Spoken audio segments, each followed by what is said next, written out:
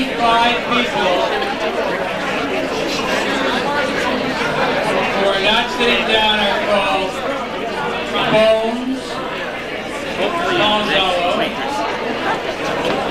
Herman Welch, Old Lefty Levens, Cookie Norton. Who am I missing? Stretch Gillum. These gentlemen have not seen each other since 1954. How do they look?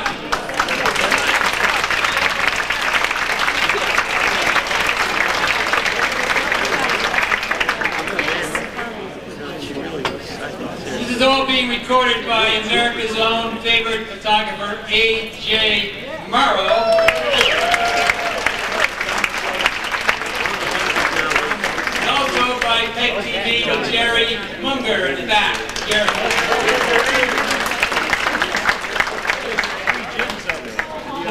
We are calling this our second annual pep rally. Last year we had our first Honor Our Past, where we decided it was about time that our MSJ, Christ the King, and our other Catholic schools honored those upon whose shoulders we stand, and we've had a great time. And I see Betsy Battles waving, and everyone's so happy to see her here tonight. She can't even hear me, but that's all right. And that's the kind of evening it's going to be. Honorees, friends, and all who have been a beneficiary of the education at the Rutland Catholic School. As most of you know, my name is B.J. Costello, and I chair the Development Committee of the Rutland Catholic School Board. It's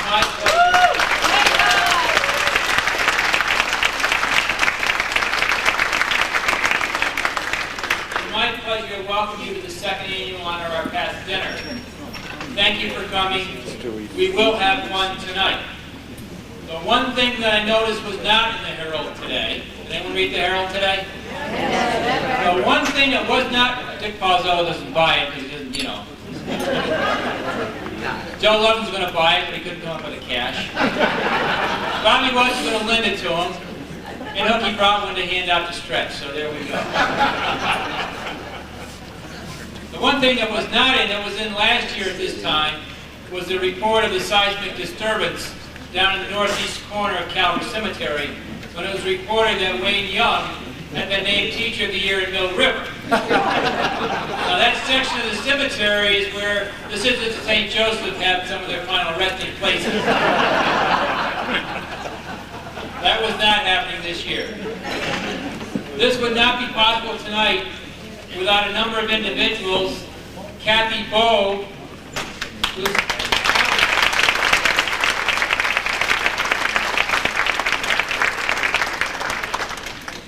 who was this guy here in the t-shirt? Mary Terenzini Mello, class of 1950.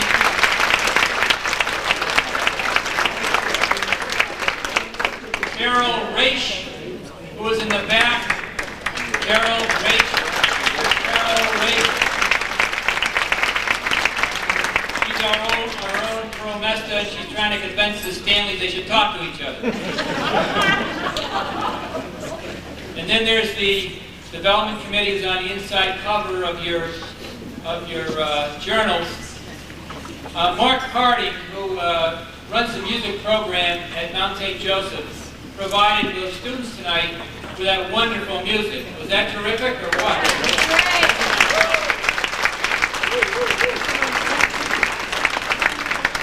And Mary Wing had two of her grandsons there. Leonard, who is probably the next great vocalist on American Idol. And Cameron, the young man who was playing the violin.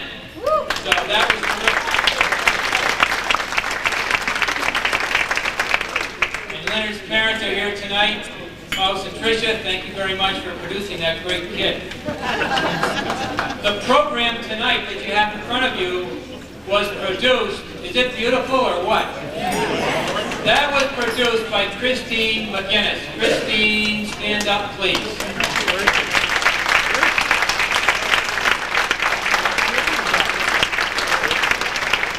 And Christine is here with her dad Jerry. who probably shake walls for these guys when they were much younger, right? Jerry was a class of 56? 56. Myas. That's his nickname, Myas. Pardon me? His nickname is Myas. Miles. Oh, dear Miles. That's Wayne Young, if anybody didn't know. He's the guy in the back. The shirt that he got on sale down at Woolworth's. So in the journal tonight, you're going to see the biographies of the honorees. You're going to see a letter from the mayor, our board chair, principals, the program for the evening, and advertisements. We've had a tremendous amount of support from the Rutland community, and that is very, very refreshing for us to see. Bob Bennett, who in his younger days was a person who graduated or went to school during this time that this team was in school, and he preceded Harry Levins and Tony Morrow writing for the Herald. He wrote up all the stories of all the games, and you've seen it on a nice board that he brought tonight.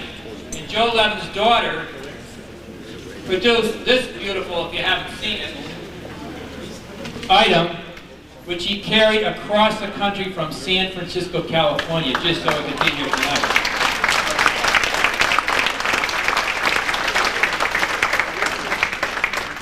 Over at Denver, they said to him, "Excuse me, sir, what is that?" And he explained it all to them, and then they were in New York. Also, when you were entering tonight, you saw this beautiful cake outside with the logos from our Catholic schools and Rutland Catholic School written on it. That is the woman who produced that cake, is the same woman who produced these tickets to the Notre Dame Michigan game. What else did she do? She produced this ballot box. There are no juries being drawn in Rutland County tonight, right here. That's where the raffle tickets are. And she also produced the beautiful cake and said, "What's cake without ice cream?" So she also has all the ice cream. And Terry Cressones, you are the frosting on our cake. Stand up, please.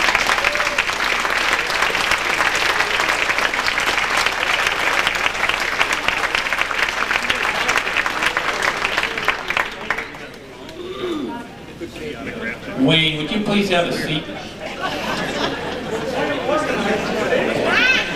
Last year, if you remember, we honored a number of people in our various categories as we are doing this year. We honored an unsung hero, and that was Margie Canary. We noted that she came to MSJ during the Truman administration. She never found the exit sign, and she left when Obama became president.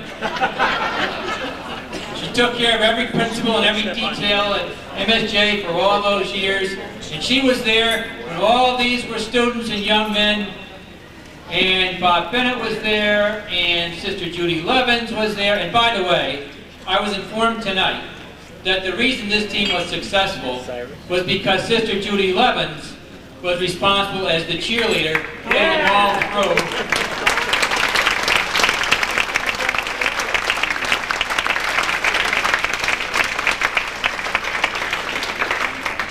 And that she's the one who adapted the song When the Saints Come Marching In for this team.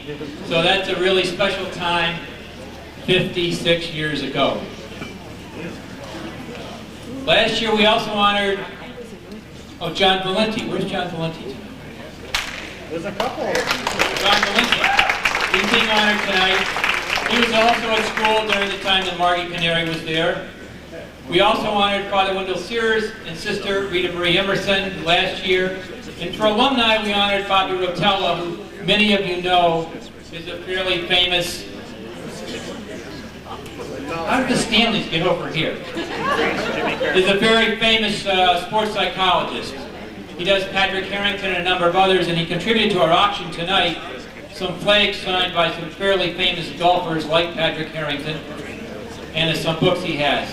He told us a couple of very important things. He told us that the happiest people in the world are those who spend time thinking about others. He told us to succeed at something, you need to have the courage to put yourself in a position where you may fail. And he told us that every human being has the ability to choose how he thinks about him or herself and how he or she acts. We have free will, the greatest gift we can have. So we took those words to heart, and we got working very hard for our schools. And since last year, we've done the following. Despite odds we wouldn't, we have achieved accreditation from DIAS, which is a regional accreditor in very few high schools.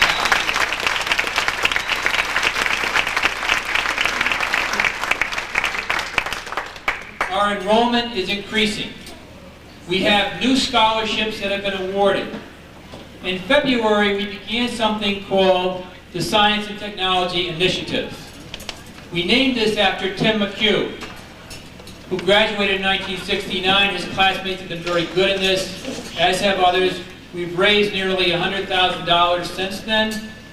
We have had smart boards in the schools, which are a new, I won't even explain what it is. Take my word.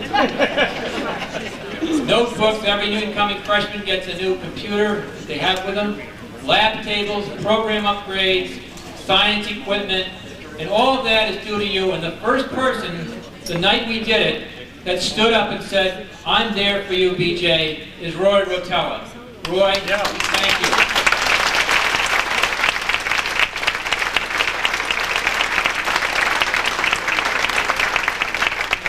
Where is Roy Rotella? I'm looking at him. Right here. Okay, thank you, Roy. Thank you. That night was a very emotional evening.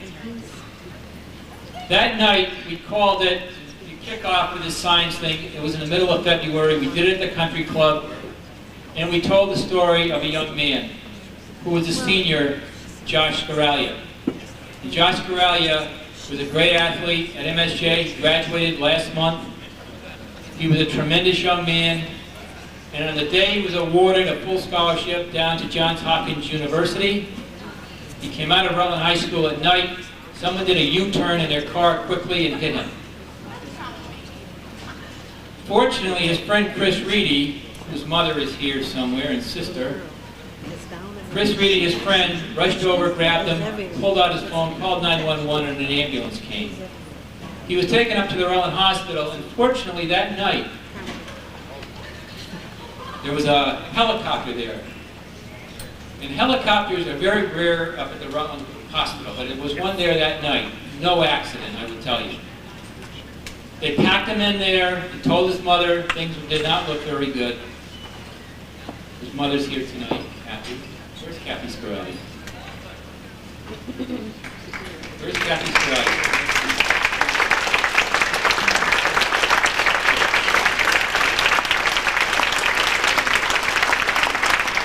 They took this young man over to Hanover in a helicopter. The prognosis was very grim. He had massive head injuries. He was there for a while. Chris Reedy, his friend, said, every day we're going to say the rosary and we're going to wear his football jersey in the chapel. And they did, the whole school. They prayed for 40 days. During that time, this young man was moved to a rehab hospital, Spalding in Boston. The reports were still very grim. One day, he said to his nurse, "You think you got a chessboard around here?" And she was amazed because the prognosis was not that good. He started playing chess. The next week he said, "Would you happen to have any tutors I can get for my math and some of my science? I'm falling way behind." They were amazed. On the 40th day, while they're in the chapel, this young man walked back into MSJ. That night, we honored, which was the same week, by the way, we honored him. His sister came, and she was one of the singers. The same group of kids came and played. And they played their song, and it was really wonderful. And his sister came up, and I asked her if we could sing one of our favorite songs, and she did. And that's Sweet Carol Line. Now, those of you who are Red Sox fans know, in the 8th inning of every Red Sox game, that's what they sing, right? Yeah. But that young man went on to complete his studies. He graduated. He is going to Johns Hopkins. It's a wonderful story. And I'll just tell you, this is what our Catholic schools in Rutland are all about. They're faith-based. They're smart kids. They deserve to continue to have this education. It's all built on the backs and the shoulders of the nuns over here, the Sisters of St. Joseph. We are so fortunate to have them join us tonight. Sisters, thank you very much.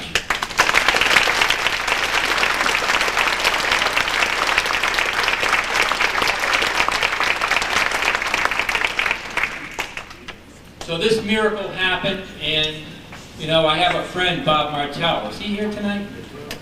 No, he's not here tonight. He's doing something good with his kids. He's doing his taxes. Well, let's just say you've met somebody like this. He's a little negative sometimes. That'd be nice. We have basically turned these schools around, and we are on a good roll. We ask your help. You continue to support us. The community is supporting us. There's a tremendous sense of a future here. So tonight for this service, 125 years worth, we're honoring the Sisters of St. Joseph. Our unsung hero tonight is John Valenti, class of 1964, for his commitment. Our distinguished alumni are these gentlemen in front of us, the first state championship basketball team, and they all have a name. There's Stretch, Bones, this guy right here, Bones. Herman, after Billy Herman, a baseball player. Hooky, who everybody's favorite person in the world. And Joe Levins, who his nickname was Hose and Lefty. He had to have two nicknames. Yeah!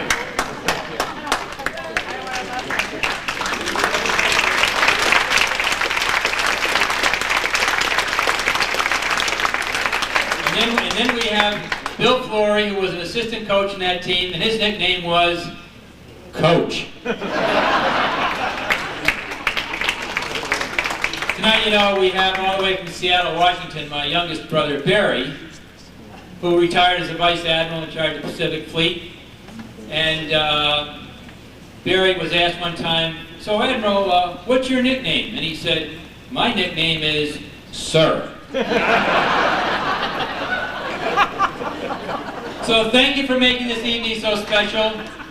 We're embracing the future. Our proceeds will assist students to attend. As some of you know, many of you know, about 55% of our students at MSJ are on some type of scholarship and financial assistance. And around 40% at Christ the King are on the same situation. So your help makes a big difference because all the proceeds from tonight go into their scholarships, and it makes a huge difference. And it gives them the benefit of something that we had before there was tuition. Right? So I'm going to ask Father Baker to come up, if he would. And while he's coming up, I'm going to ask for those individuals, we did this last year, it was kind of fun, who received an education at MSJ or Christ the King or St. Peter's or the Immaculate Heart during the 30s, 1930s, to please stand up. Sister Gert Conway. You can wave. And Father Craig. Oh, hey, whoa.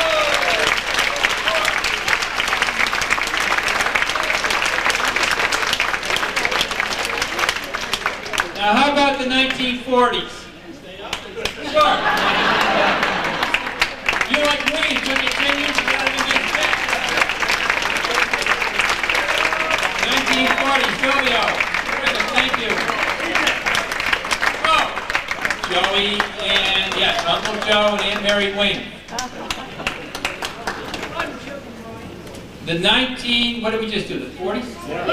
1950s.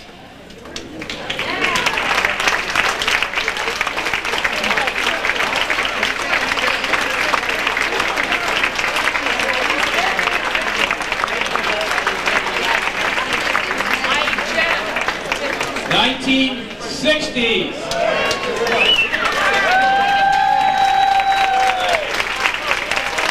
Wow, that was good.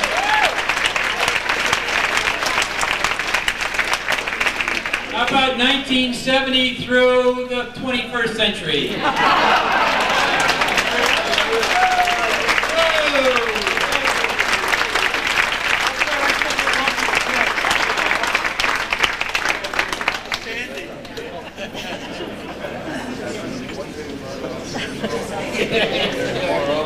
Mark, first of all, Leonard, come up. Bring your cousin with you. This is Leonard. This is Cameron. Your grandmother Mary Wing is over there, who went to the rock concert last week. Is going straight to heaven. These guys were terrific. They did a very good job tonight. And Leonard, I'd like you to introduce the other group. Okay. Well, this is Mr. Harding on the end, and Max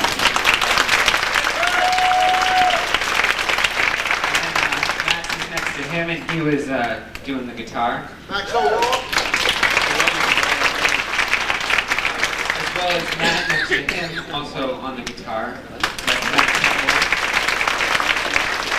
Then Sean Ballard, to the right of him, is on the drums.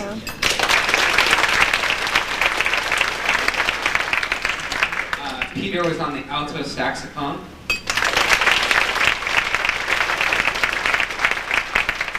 Leah Sgralia was playing the flute.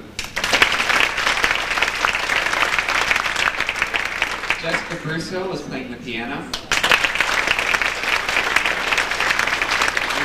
And Lily Yakinovich on the end was playing the tenor saxophone.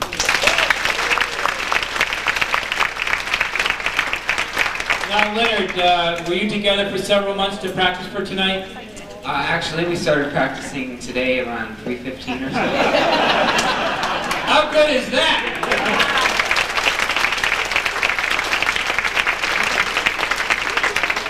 Mark Harding has done a fantastic job with this group. He just finished up a camp he had for music camp. And finishes tomorrow, excuse me. Graduation is tomorrow. Concert at 2 tomorrow in the MSJ Theater. Right, I tell you, it goes on, doesn't it? So, thank you, Mark. So, we appreciate very much that you all came, and you're welcome to have some dinner and enjoy yourselves. Thank you.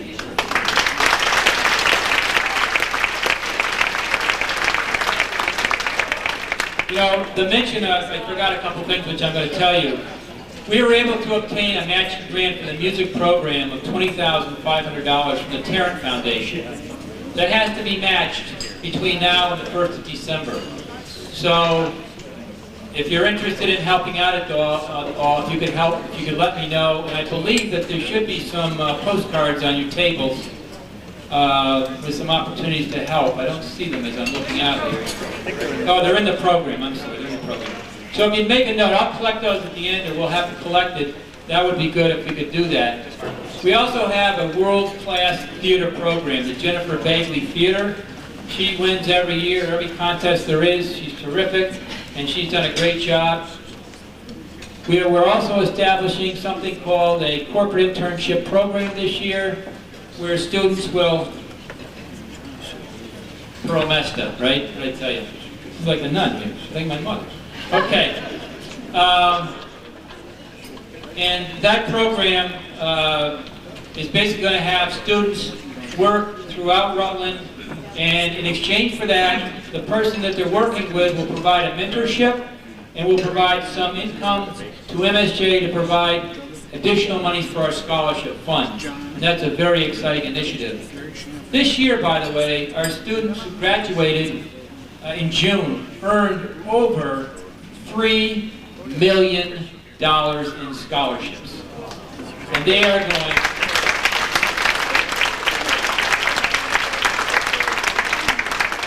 and they will be attending some of the finest universities in America. So we're very excited about that. And now my friend, the pastor from Christ the King Church, Father Justin Baker.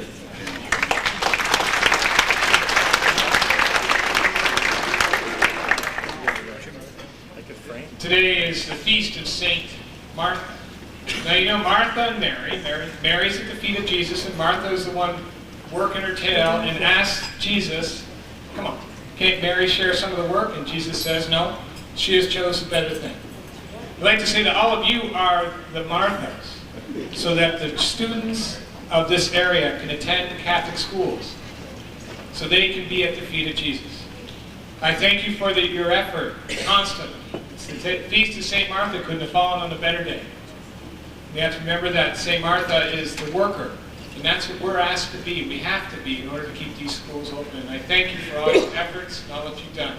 It started on the shoulders of those sisters over there, and now it is passed on to ours. We must take up the lead and keep all this going. We have an excellent school board, and everything is working extremely well. Now, we're about to have the blessing, but I'm going to pass the gauntlet on to a priest who is, told me that he was graduated from high school 23 years before I was born. He's been graduated from high school for 70 years this year. That is Father Joe Craig.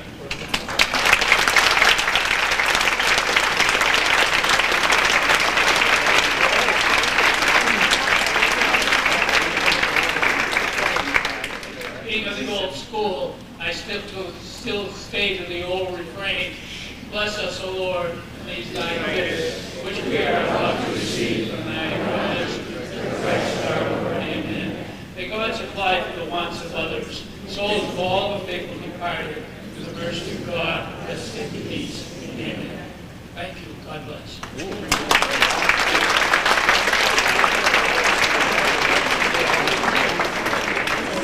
We're now at that point in our program where dinner is served. There are 2 serving stations on each side, the back, and you can go on each side of the Sister Jean Scanlon, Sister John Joseph, Sister Mary Carworth, Madonna Beatty, Sister Shirley Davis, who was a principal at Mount St. Joseph, Sister Gert Conway, who spent her entire life here, Sister Margaret McDevitt. If you're in the Rutland Hospital, that's the last face you're ever going to see. I say that very tenderly. She is wonderful. She does that mission. She's very upbeat. And from Springfield, Massachusetts, as you know, the Sisters of St. Joseph Purge, we have Sister Kathleen and Bruno, and we got the boss with us tonight, the Presidente, Sister Mary Quinn. Thank you very much.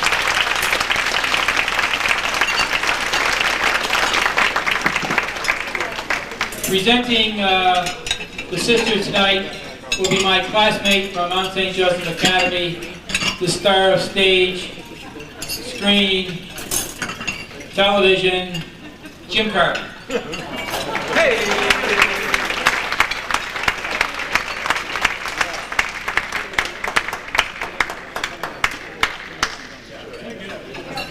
Thank you, BJ. On my left over here where the nuns are sitting, I just heard, be careful. That just makes the hair stand up on the back of your neck.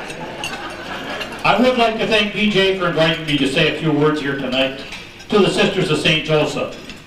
And when he first asked me, I said yes, right away. Because you know, there's something I've been wanting to say to these nuns for many years. When I was in school, I wasn't man enough or brave enough. But times have changed. And so now that I have your attention and their attention, I'd like to say something to you, sisters. I admire you, and I love you.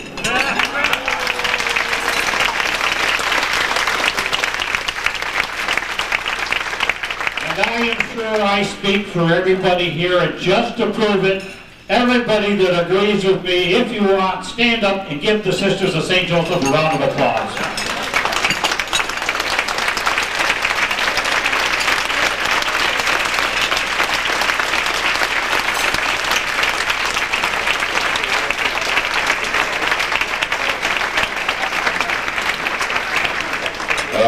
Okay, moving right along. Sisters, now that you know how we feel about you, I want to tell you a few comments that were made to me. I went around and I was asking people, you give me one word, and one word only, that would describe the nuns. Now, some of them spurted out a word just like that. Others gave it quite a bit of thought. But I said just one word. And thanks to my English teacher, Sister Clemente, I know that words that describe things are called adjectives.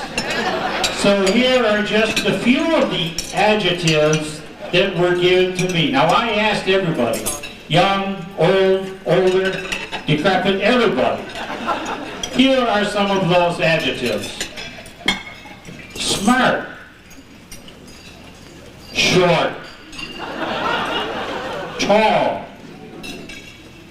very strict, friendly, those are few and far between, serious, very caring, they were holy. Somebody said penguins. They were pretty, you're quiet, some of them look lonely, some of them are sneaky, some are magic, and some are reverent. But the word that came up more often than not was dedicated. Dedicated, dedicated, over and over again. Now I think that dedication is a big part of being a nun.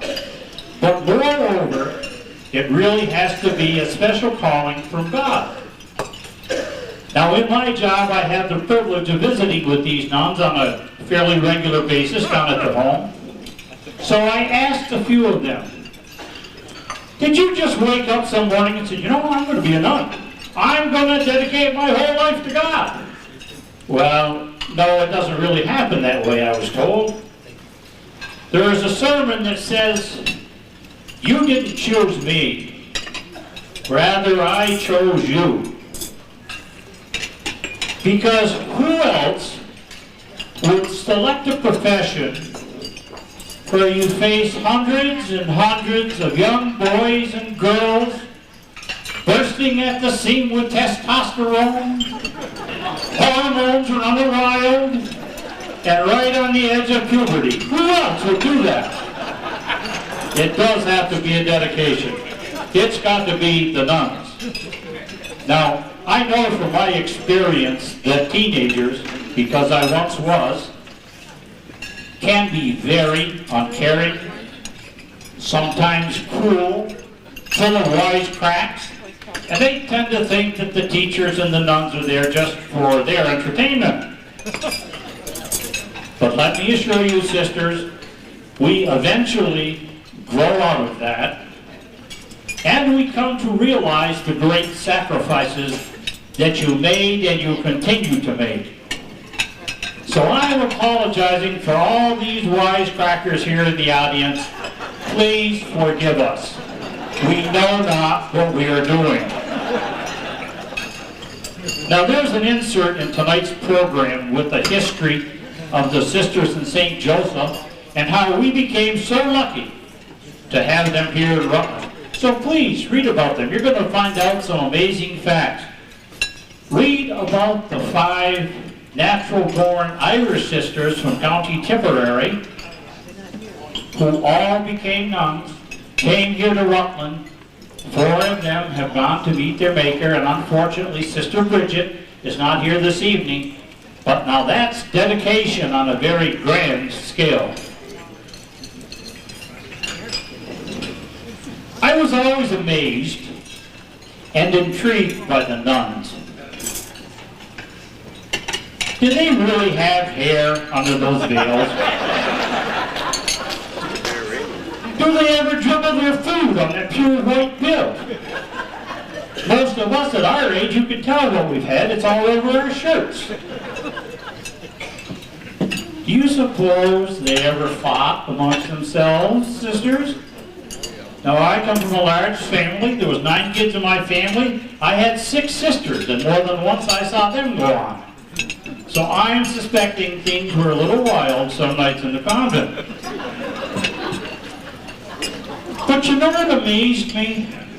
And I saw it on many occasions. It was called the handkerchief trick. They would take a handkerchief out of their sleeve, blow their nose, stuff it up the right sleeve, 15 minutes later, pull out a completely clean one, blow their nose, stuff it up their right sleeve. Wasn't long, another 15 minutes, they put, oh, I guess that must have been a mixed load, sisters. That's, I have no idea where that came from. Then it would get real quiet in the classroom. They'd reach up their sleeve again. Out came a 15-inch ruler. I don't know where they got them, but they all had them. And then they had the ones with the little metal edge. Oh, when they came out, I don't think it was to draw a straight line either. You know what I mean? Yeah. It wasn't long after I graduated from MSJ, and by the way, I was in the top 10% of the lower half of my class. I did make the top 90% possible, so all you smart acts out there, you have me to thank for that. 15 days after I graduated, I joined the Marine Corps, and this is where the discipline came in. Now, you've already heard that the Marine Corps boot camp was tough and everything. Well, halfway through, it wasn't bothering me at all. And that bothered my drill instructor. He thought there was something wrong with me. So they sent me to the base shrink. So I was having a good time. So they brought me in his office and he said, sit down. Is your drill instructor all right? Is he treating you all right? Yes, sir. You getting plenty to eat here at Parasite? Oh, yes, sir. We're not too tough on you? No, sir, not at all. How about our discipline? Is our discipline too tough? I says, no, I had nuns in school for 12 years. He said, you're excused. Go back to your hotel.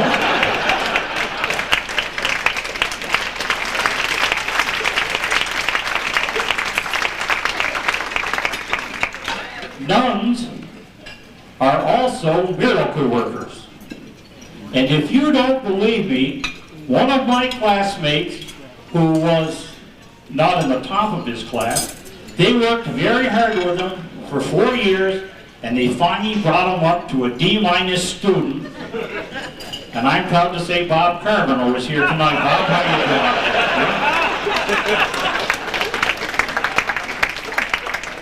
doing? You know, not all nuns are teachers. A year or so ago, I was over in Ireland, and there was a hospital there where the nuns took care of a lot of things in the hospital. And sure wasn't Paddy O'Toole just coming out after an operation. He opened his eyes, and there was Sister standing there holding his hand and patting his arm. Oh, Sister, he said, it's grand to see you. You know, I thought I'd die, but it's good to see you right here, Sister. And she says, Patty, how are you feeling? Oh, he says, I'm feeling good.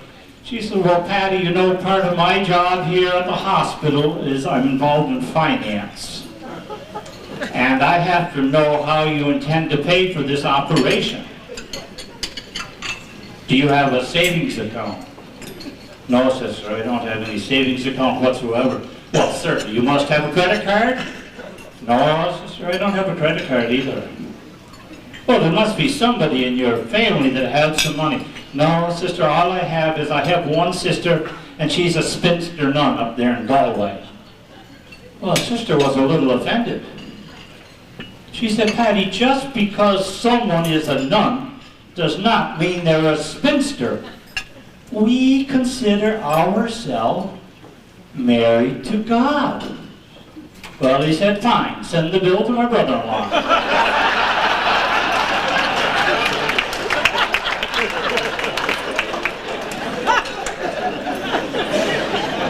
And there just happened to be a new construction job going on right next to the convent. And at noontime, all the construction workers would sit down and have their bag lunches. And Mother Superior noticed there was some language coming from those gentlemen that was not the best. So she thought she'd do something about it. So the next day, she made a sandwich, put it in her brown paper bag. She went over with a big smile on her face, and she sat down with the construction workers. And she asked them a serious question. Do you men know Jesus Christ? And they all looked at each other, and one of them yelled up to one of the steel workers. He said, "Do you know Jesus Christ?" And the steel worker says, "Why?" Says, "His mother's here with his lunch."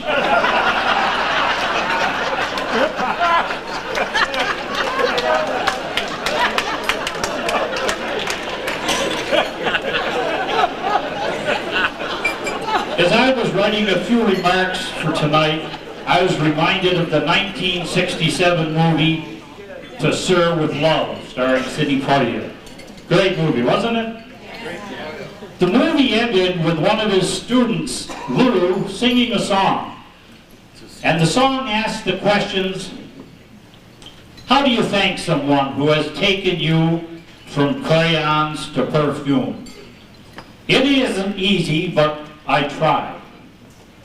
Well, sisters, I'm sure we'd all like to thank you for bringing us through those years, for preparing us for what lies ahead. How naive we were. Just when we thought we knew everything. We were seniors graduating from MSJ. We knew everything. Amen. Thanking you is not enough. But sisters, rest assured, you will always be in our prayers. God bless you.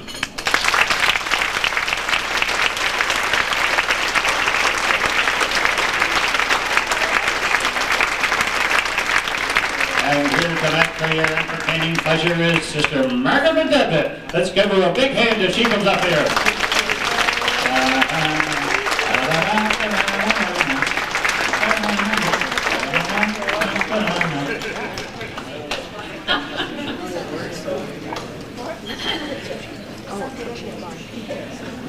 As one of the Sisters of St. Joseph, I wish to express our gratitude for the recognition you bestowed on us this evening.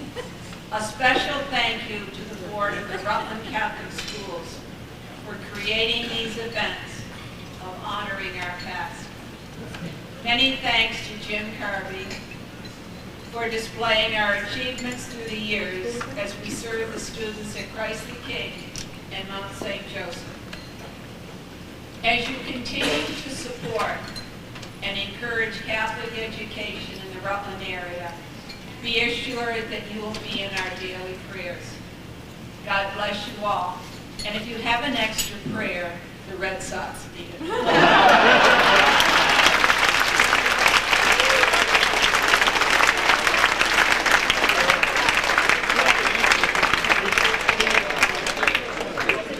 Wow. Jerry Hendricken from Park Place has provided some plants for the sisters, so when you leave, they're up here and no need to take them right now. We'll get them. Thank you, Jerry, for doing that.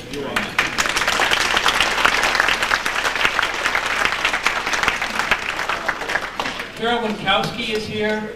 She's the principal of Christ the King. Carol, can you stand up?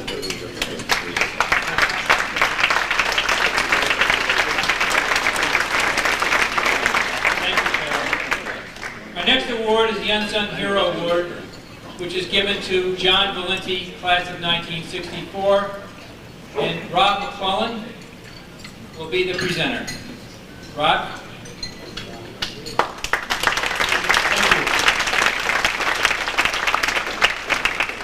It's really my pleasure to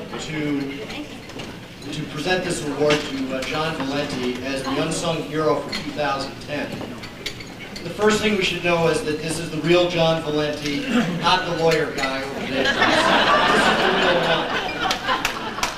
John is just an incredible human being, and he really does not want this song to be sung either. He came kicking and screaming into this award. He is a guy that does everything behind the scenes. He doesn't want the limelight, but we felt, especially on the development board, it's so important for people to know what he does, that we really imposed upon him so we could tell his story. And it's been a great thing for me. I've known John for a number of years. We served on the school board together. But to get ready for tonight, I got to actually sit down and chat with John. What an amazing human being. He bought me breakfast. That was great. He told me the story, and I've heard the story, but I never really truly appreciated the story that he has. John came over 1958 from Italy, and I was in Christ the King. I was probably first grade at that point in time. John came 14 years old. He spoke no English, and he arrives in Rutland. Now Rutland, think about it at that time. We have Immaculate Heart of Mary, we have St. Peter's, we have Christ the King. Where are you going to put a kid who speaks nothing but Italian? Christ the King? Perfect. So, there he is. John tells me he gets to school, and he's standing in the playground. And a bunch of us are looking at him like he's an alien, just standing around, because he can't speak English, and we don't know who he is, what he is. So somebody says, find out his name, find out his name. So John says some kid, he didn't identify him, but I'm sure it was a Costello, a McClellan, a DuBois. Someone ventures out and says, I can speak Italian. So everyone stands back. He walks up to John, squints at him, gets very serious, and looks at him and says, "What's your name?" That was John's introduction to Rutland. Now, the fact that John and his two sisters are here, rules are rules, and at Christ the King, we had Monsignor Cash Kennedy was our head of the school. And rules are rules. Tuition's $100. You don't speak English, you got two sisters, $100. John did a negotiation without being able to speak English, and actually negotiated a $25 a year tuition to Monsignor Kennedy, which is just incredible. Now the way he paid for this was he mowed lawns, he did gardens, he did all this stuff, and went on to a payment plan. So he would go to school, but in October he'd pay up. One of the things that he did was he gardened for Mr. Trombetta, the old Mr. Trombetta, who would pick John up in a Cadillac with fins. And John would come and he would garden. And he had a beautiful, Mr. Trombetta, John tells me, he had this gorgeous, gorgeous garden. Straight rows, he had everything there, and John would hoe it, and he'd weed it, and he'd do everything.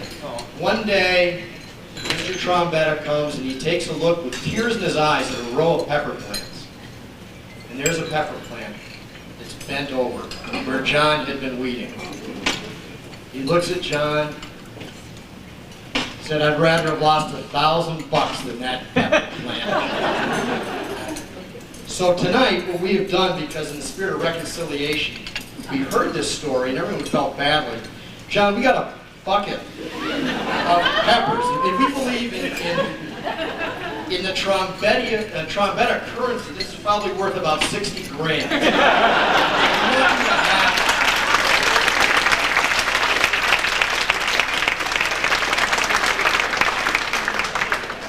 When John was on the school board, we all know, and one of the things, he's an urban legend here as far as the money he has raised single-handedly for MSJ and the Proctor Pittsburgh Golf Tournament. He does this, and the thing that's so amazing, he never asks anyone for help. He puts the thing on. It's a great tournament. Everyone has fun. It doesn't cost a lot of money to play. Everyone has a great time. He's raised more than $88,000 for MSJ by doing this.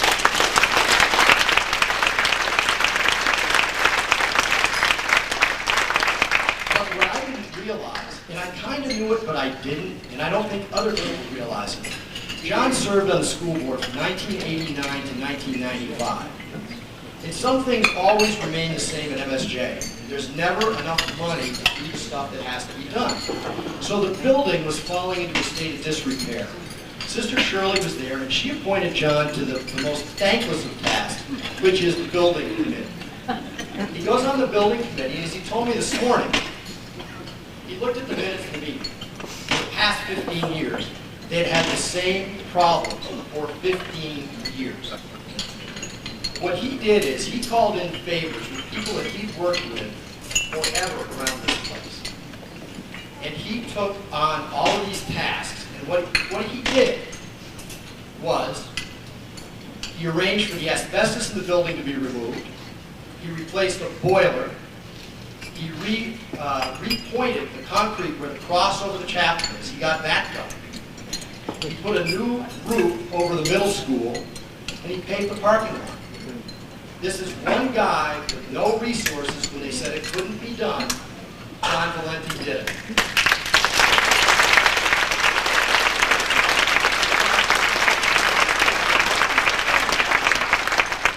And by the way, the kid who couldn't speak English, when he got to Christ the King School in 1958, graduated from MSJ in 3 years. John, you're a friend, you're a great guy. Thank you for everything you've done for the school.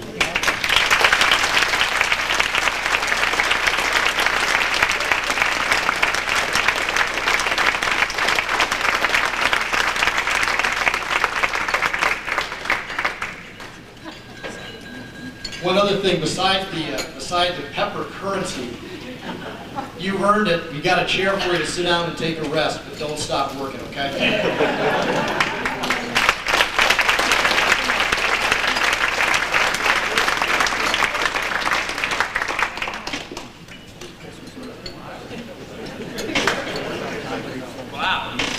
The garden story was a true story. And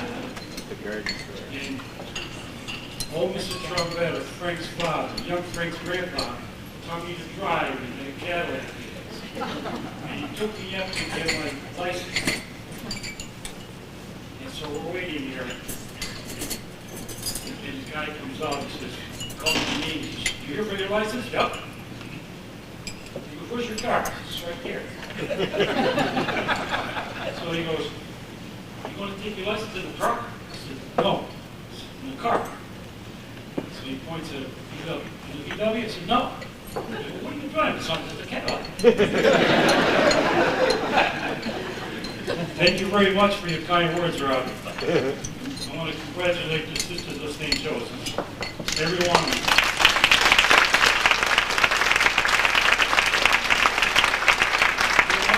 For the man that's here on me tonight. I am humbled. I want to congratulate the 54 basketball championship team. It's something that I was never able to do. Couldn't play, it would work. I am humbled and grateful to be. I want to thank my family, my wife Jamie, my girls, my granddaughters, friends. It was 1958 when my brother, my mother, 2 younger sisters and myself landed in New York Harbor. And as our ship slowly made its way to the dock, we came in front of the Statue of Liberty. And that vision has been frozen in my mind for over 50 years. It was a vision of hope and opportunity in our new country. The inability to speak and understand the English language proved to be very difficult. I began school at Christ the King, and my father's words, Sister Michael, are ringing in my ear just about on a daily basis. And they were, Sister, he no listen, you just tell me.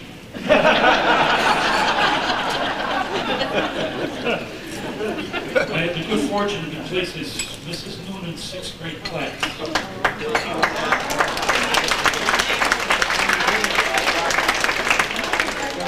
She was very patient and very understanding, and she is the most. She has the most responsibility for my learning the English language. And God bless Mrs. Noonan and all the other teachers who gave their all to help me. At the academy, tuition was very hard for our family, as we heard. Times were very hard, and today tuition is just as hard, and they're needed just as much. The times are different, and the efforts are challenging, so it's going to take extra time and effort, but we'll get there. Over the years of raising funds, I I'm always asked the same question. Why do you bother wasting your time? Catholic schools are on their way out. And I pause for a moment and I always tell them, you're mistaken. They've been burying us for the last 125 years. But we'll be here for 125 more and beyond.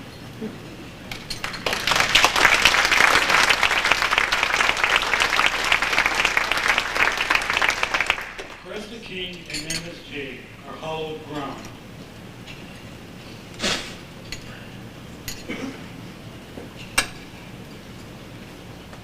Faces might change, the people might change, but the message remains the same. And that is one of God, family, country, and service to our fellow man. God bless you all.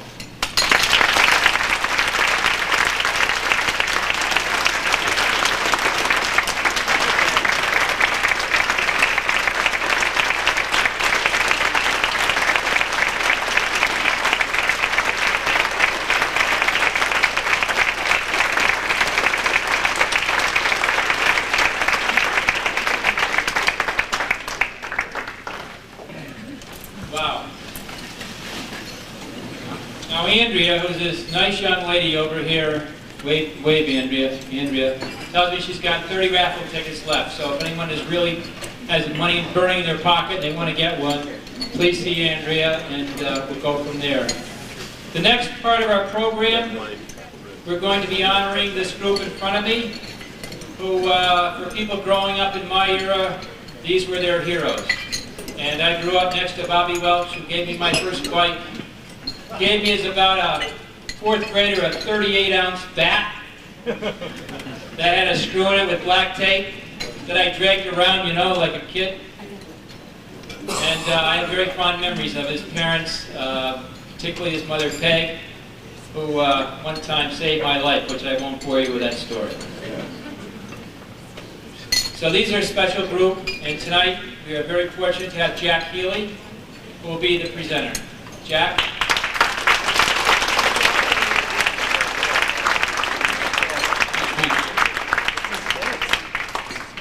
Before I introduce the 1954 state championship team at MSJ, as I've been hearing this for over 30 years, you know, that 54 MSJ team that won the state championship was not as good as the 53 team. But the 53 team ain't here tonight. Oh, stretch, I had a nickel for every time I heard that story. They aren't as good as the 53 team.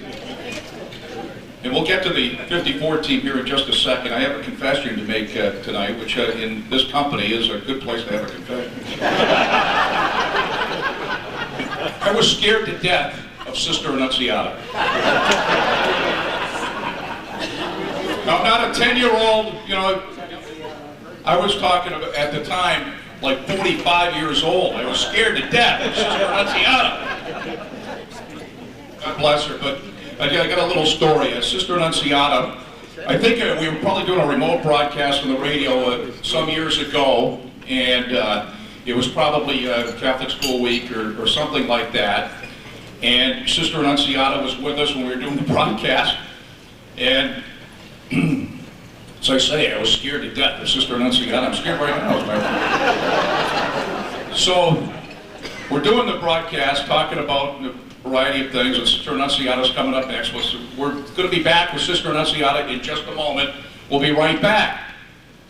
So after we came back to the commercial, I'm looking at my notes. As you can see here, I'm not a very good writer, but so we come back and I'm bumbling around. I didn't know what to do. I'm bumbling around trying to read my notes. I didn't know what to do. I didn't know what to say. And I finally came out and I'm looking at Sister Annunziata, and I said, you know, I can't read my own writing. And she looks at me and she says, if you went to MSJ, you'd be able to read that.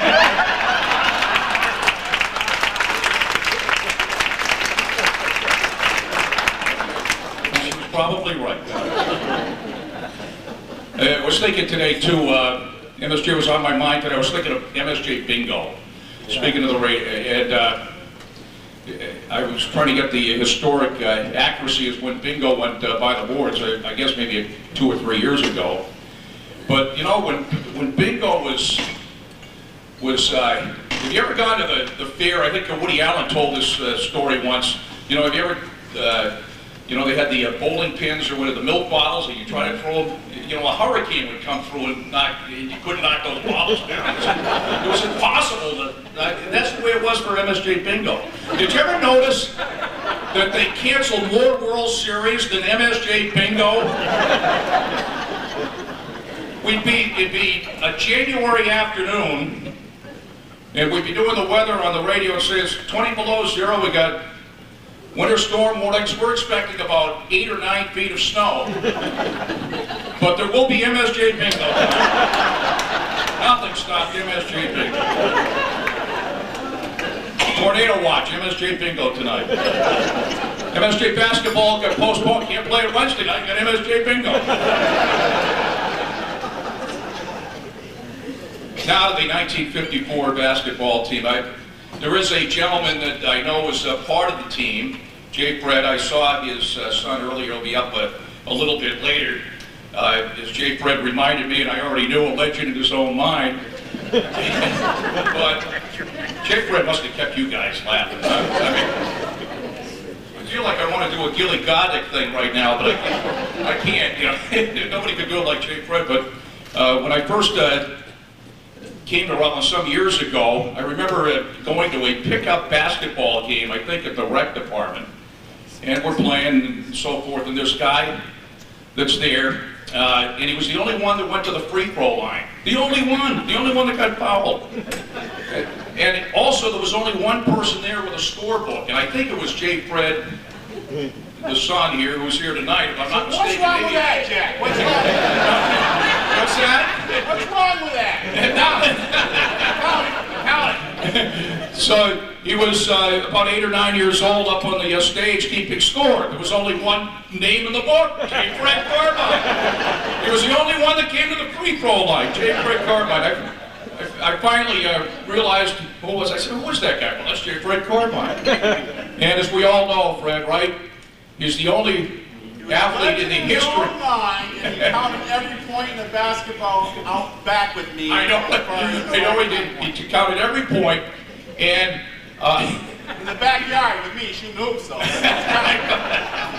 are lifetime points for him. Well, I'm just going to say, he's the only athlete in the history of mankind who has not only scored more points than Kareem Abdul-Jabbar, but had more base hits than Pete Rose.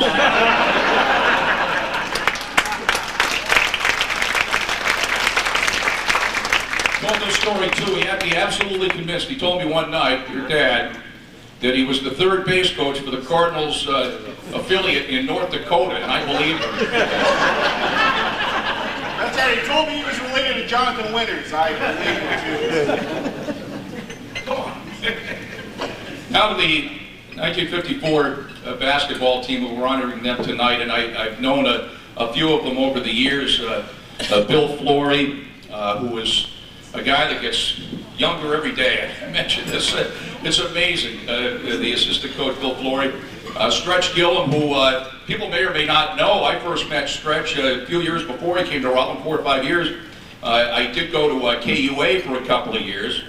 Unfortunately, I was not a very good basketball player, so Stretch didn't really know me in those days.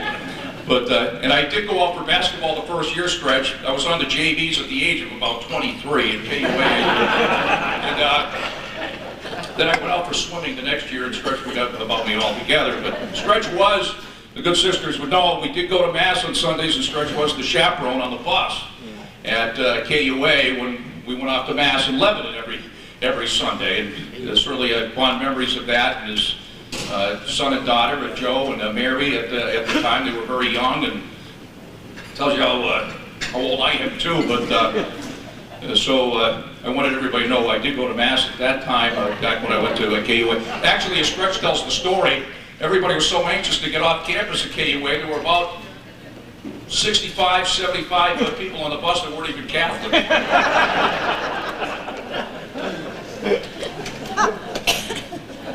Yes, indeed, not as good as the 1953 team, but the 1954 team won the state championship. It's really my pleasure to introduce to them tonight here at our special night. I was talking to Bob Bennett earlier. Bob had to leave. Bob was a a classmate of these guys and worked at the Rutland Herald at the same time. Bob wrote many of the articles that you see out here on the board. And Bob said the Good Sisters were always good to him because he always wrote great things.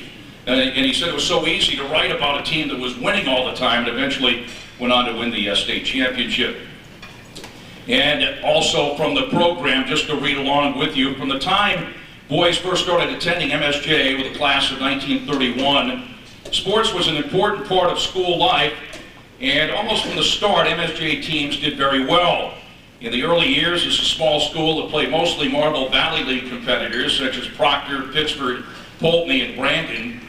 But by the 1938 season, it was beating the much bigger Rutland High School to win city championships in both basketball and baseball. It won state championships in football in 1946 and 1949, state championships in baseball in 1942, 1945, and 1949.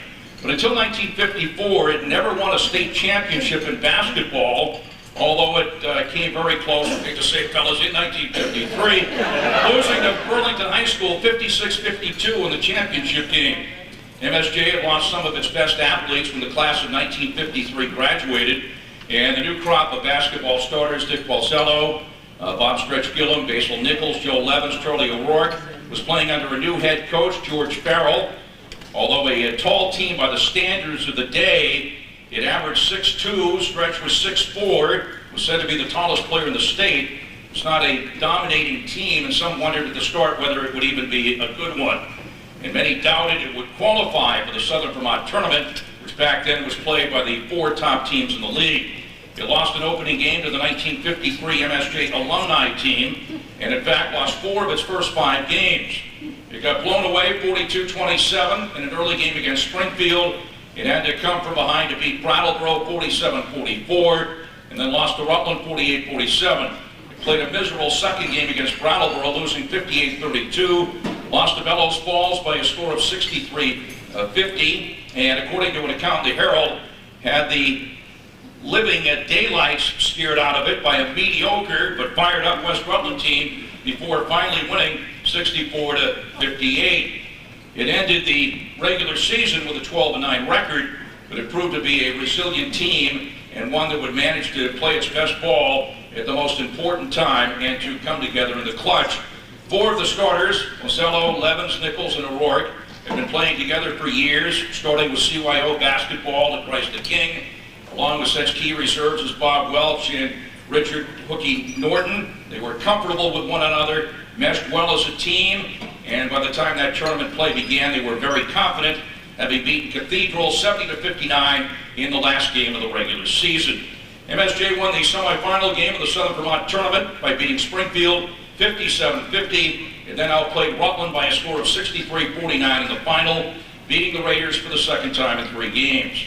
That must have been especially satisfying because 4 of the 5 starters, all except Nichols, have been starters on the winless MSJ football team the previous fall that trailed heavily favored Rutland by a score of 14-7 late in the game, but closing in for a tying score, had a pass picked off on the 5-yard line and returned 95 yards for a Rutland touchdown and a 21-7 Rutland win. Some fans had blamed the MSJ loss in the state championship game in 1953 on the fact that it had little experience with glass backboards like those at the Middlebury College gym where the game was played. Glass boards were rare at that time and quite different from the fan-shaped metal backboard at the Rutland Armory where MSJ played its home games. So in the week before the final game, Coach Farrell and his team practiced at Proctor, when it just installed glass backboards in its gym. Basil Nichols, the only MSJ starter not to make the Southern Vermont League All-Tournament team. Balzello said years later that the whole team felt that if 4 starters had made it, Nichols should have made it as well. But Nichols would be the highest scorer for MSJ with 13 points, outscoring the usual team leaders Balzello and Gillum when MSJ beat Cathedral 50-42 for the championship, opening up a 20-point lead and then hanging on with reserves for a nail-biting finish after both Balzello and O'Rourke went out on fouls. Now this was a team that did very well in life as well as on the basketball court. Balzello received a basketball scholarship to Middlebury, went on to become a captain in the Army. He was a paratrooper, and then moved into increasingly major corporate jobs with Pfizer, Bristol Myers Squibb, and Seagram, before buying a packaging business of his own. Stretch would become a successful high school coach, win more than 600 games, and be elected to both the Vermont and New England Basketball Coaches Hall of Fame. Nichols, who passed away in 2000, spent much of his adult life directing church-backed youth and refugee programs in Vermont and Florida. O'Rourke graduated from Siena College, where he played on the golf team, and before retiring to Florida was a controller for North Carolina's Tyrant Palace and Gardens, a restored 18th century governor's mansion that is one of the state's most historic sites. And Levins, who later played football at UVM, became a highly successful insurance claims adjuster involved in settling some of the major claims from the 9/11 attack on the World Trade Center. Also others, we mentioned Bill Flory, the assistant coach, and Jay Fred, of course, part of that team. The legacy lives on and lives on tonight. I'd like to, again, let's give a round of applause to MSJ's first state championship team in boys basketball, the 1954 round.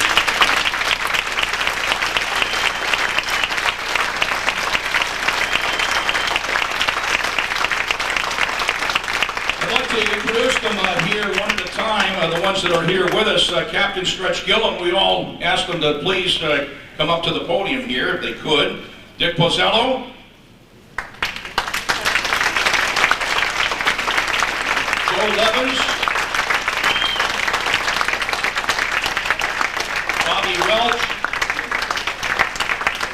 Wookie Norton. Assistant coach Bill Flory.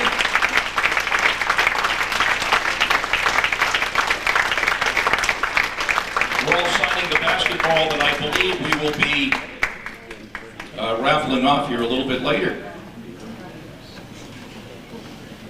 Jack, through that bat.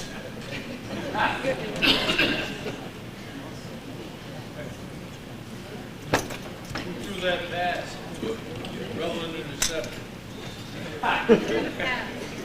Who is that? Bill O'Rourke asking about the pass that Hookie threw? Yeah.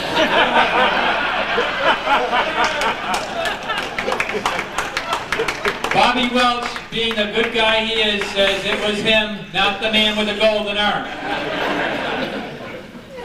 They're signing a basketball that we're going to put in our trophy case at Mount St. Joseph, where it will stay with pride forever. We all learned tonight we're going to be in existence for another 125 years.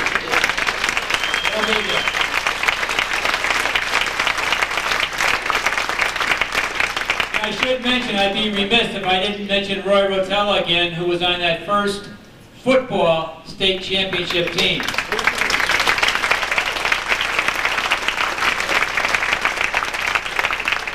Are any of his teammates in the house? Yes, Red Del Bianco, Bill O'Rourke,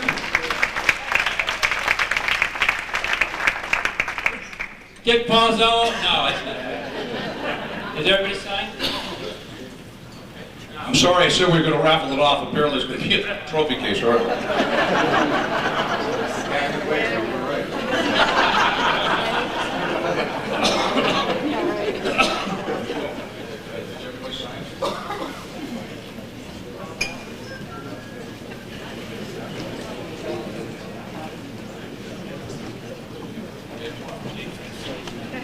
And we ask Jay Fred and Nancy Del Bianco to please come to the podium as well. They're the legacy of that 54 state championship team.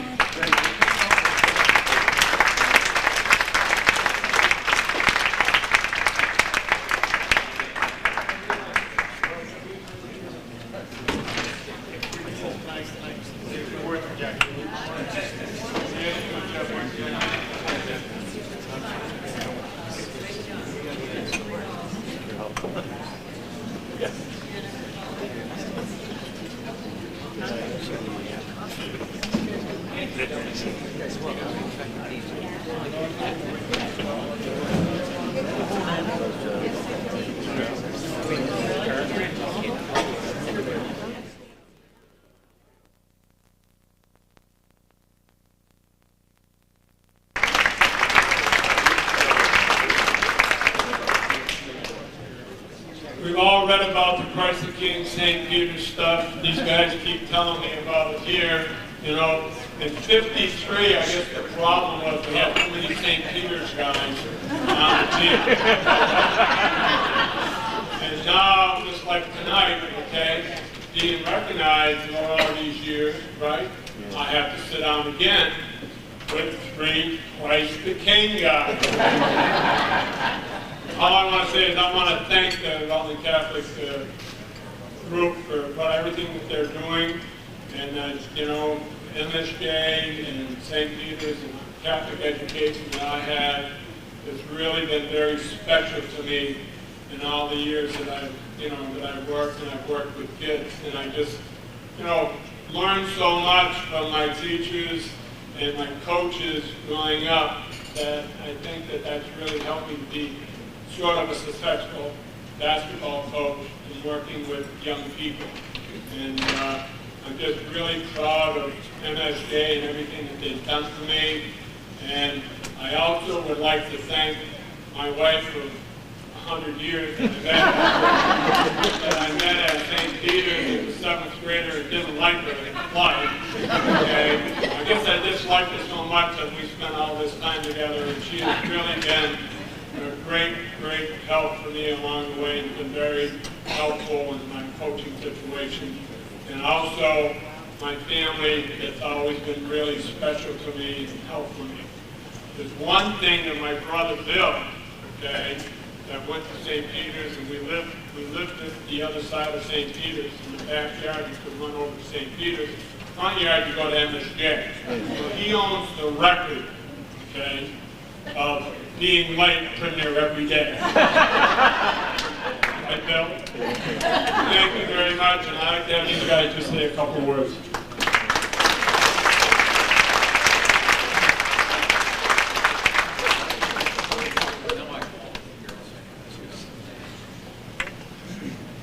I thought we were here to play basketball. This is quite an honor. 56 years ago. It's hard to remember, actually. I think if you look back, like we can do here tonight, at what we accomplished following our years at MSJ, we can say with all sincerity and from the bottom of our heart that it's that MSJ education experience that benefited us, all of us, so much all these years, and we're very thankful for what we have.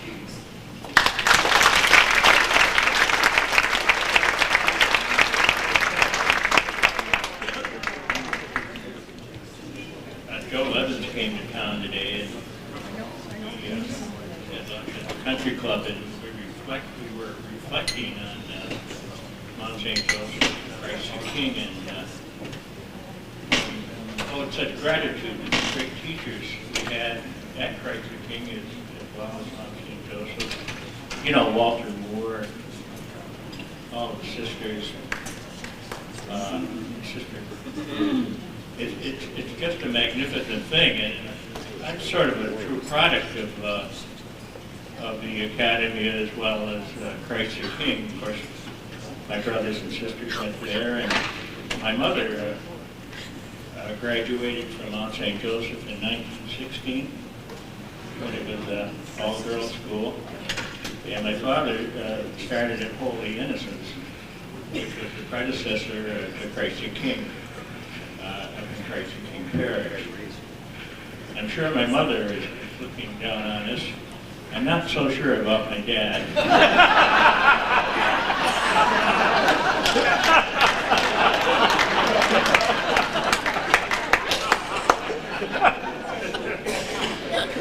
But my dad died in an auto accident, and my mother prayed for him until she died in '96. So I think he's probably here too. I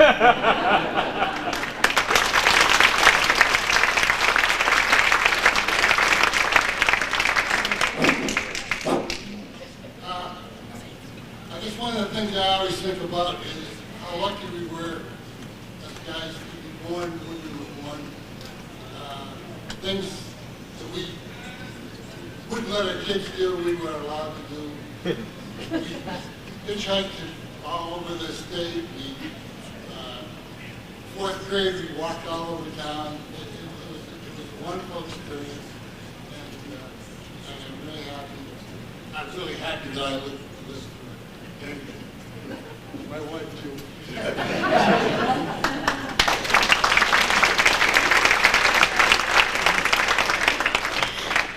I think we're all lamenting on how fortunate we are to have been part of CKS and MSJ. I've always felt that I lived a charmed life.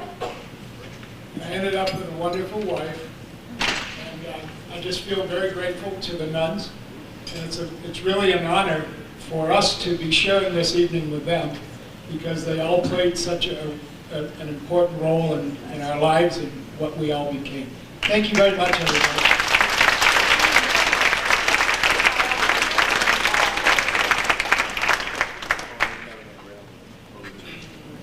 This was the start of my teaching career at MSJ back in '53, and it certainly is a special group.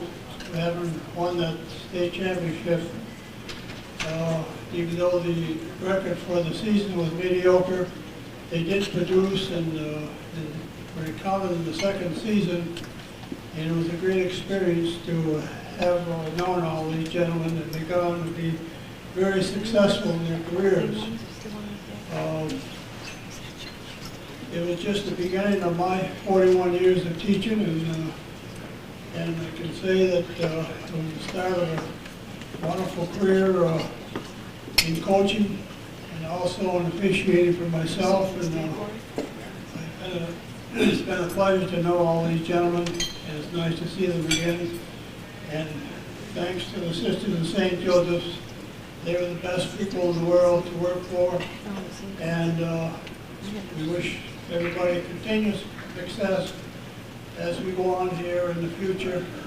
And I know it will succeed as we get down to the wire in the coming days. So thank you all. It was a wonderful evening. Appreciate it very much.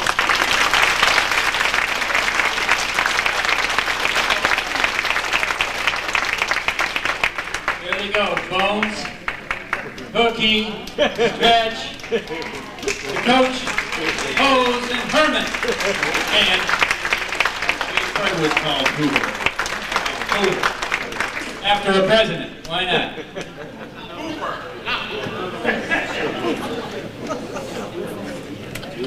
I'd like to ask Tom Valenti, who serves on our development committee and who was one of the young leaders who was making both Christ the King and Mount St. Joseph what they are today. He's going to deliver our keynote.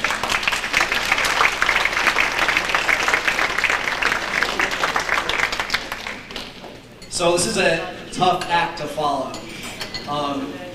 We have the Sisters of St. Joseph, who I know have touched all of our lives.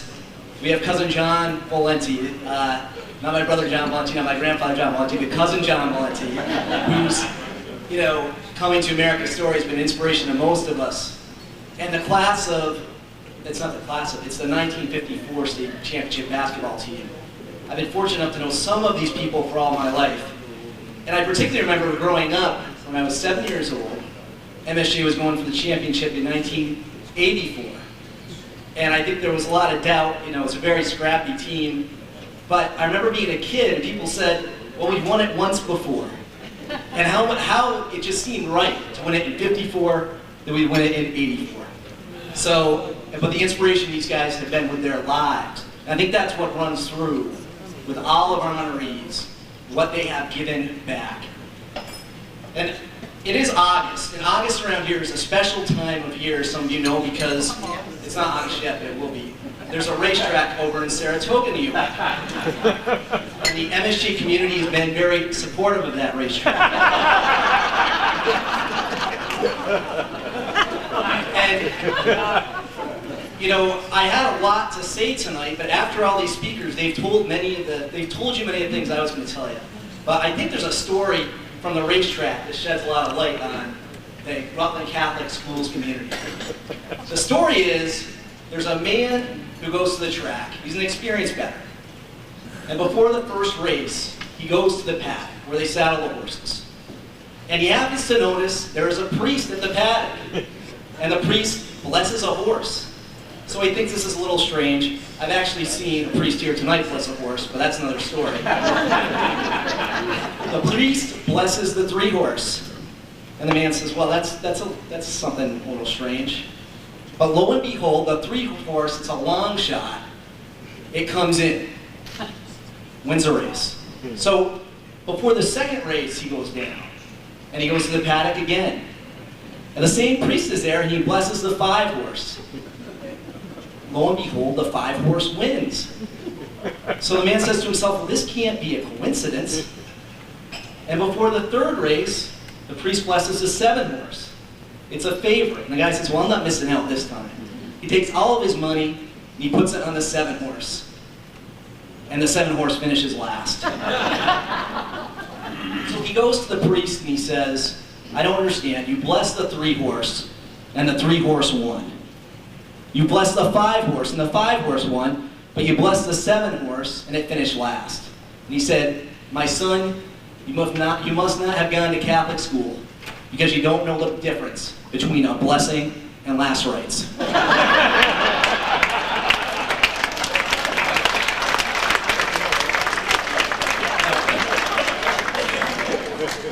Jack Hill is shaking his head because he doesn't think horse racing is a sport until the jockeys carry the horse, right? Why is this story applicable to us? It's applicable to us because since I was a kid and I graduated, I went to MSJ. I started MSJ 20 years ago. I grew up here in the 1980s. They've been giving us last rites for 50 years. And every year, Christ the King and MSJ open their doors and they give a great education to these kids. And they do it because they are blessed. And they're blessed by you. You're the people who make this possible. And so I know a lot of people ask at times, why? Why do we do this? And BJ talked a little bit tonight about Josh Scoralia, and many of you are familiar with that story. But I just want to tell you a little bit more about it. Because what was amazing to me were two things. One, this kid, Josh Scoralia. He played on the MSJ football team, and they didn't win many games, but he learned how to fight. And he did. And he succeeded. But also the kids at Christ the King and the kids at MSJ, because they rallied around him. They sent him notes, they raised money for him, they had t-shirts made up with his name and his football number, and as BJ mentioned, they said the rosary every day. And I think you know that most of our kids are going to four-year colleges. You know they're getting lots of scholarship money. But I think in the end product that we are putting out are people who will give back. They're not living just for themselves. They're living to give back to others. That's what makes this worthwhile.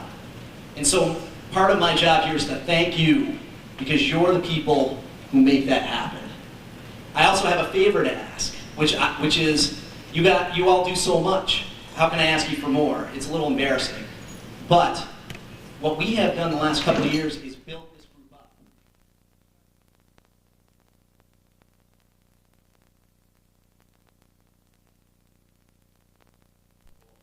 When you're talking to your classmates, when you're talking to people in this community, get them excited about Rutland Catholic schools. Get them involved. We need everybody's help. Bring people to these events. I think the excitement is contagious, and I think the closeness of this community can't be matched. So, I'm going to close with something I found in my house. This is a letter that Bishop Joyce wrote in 1964. I never knew Bishop Joyce, I think a lot of you did, but he was a parish priest at St. Peter's and went on to become the bishop. And what he said was, providing Catholic schools for our children is a great expense in terms of money and manpower. But they have more than proved their worth and justified the efforts. No cost is too great for these results. And I think that Bishop Joyce's words ring as true today as they did in 1964. And I think that we best honor the past by building the present. And I thank you for your efforts to make that happen. God bless.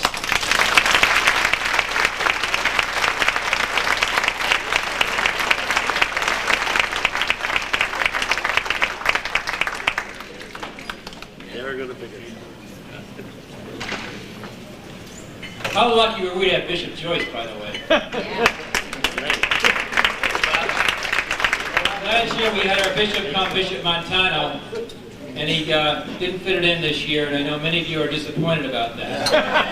But we're moving forward. I'm going to ask Jim Carvey to come back up, please. And we're going to do our raffle, and I'm very pleased to report